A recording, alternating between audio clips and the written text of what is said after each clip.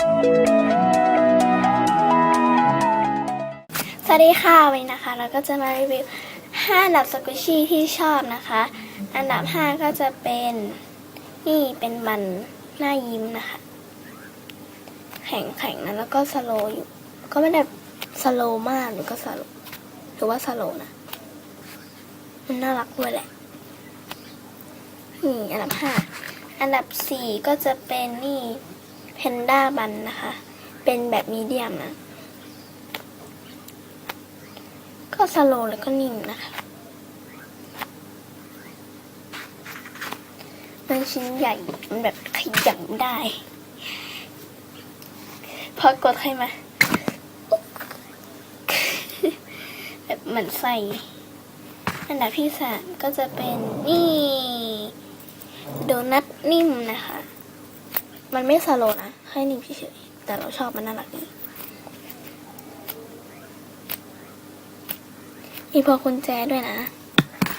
อันดับที่2ก็จะเป็นโดนัทนะโดนัทก็โดนัทอะโดนัทอะไรก็มีพวงกุญแจนะ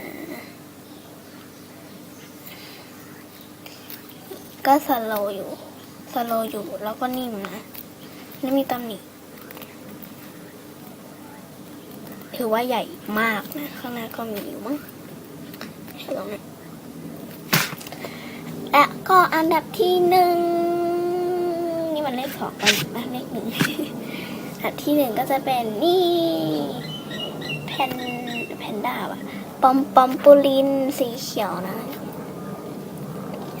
เป็นขนมปังมีตำหนิเป็นแบบรอยขาดแล้วก็ข้างหลังเป็นรอยสีขาวในกล้องอาจจะไม่ค่อยเห็นนะมันจะบางมากที่เราเห็นนะเห็นแล้วนะ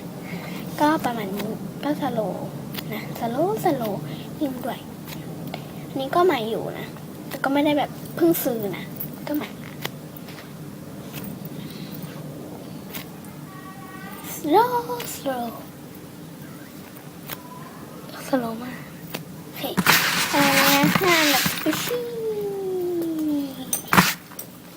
เฮ้อุ้ยตกพวกนี้นะคะเป็นของที่ไม่แท้หมดเลยนะคะของแท้ก็ค่อยไปเก็บตังค์ซื้อนะก็ไม่มีอะไรแล้วนะคะสำหรับนี้ก็สวัสดีค่ะบ๊ายบาย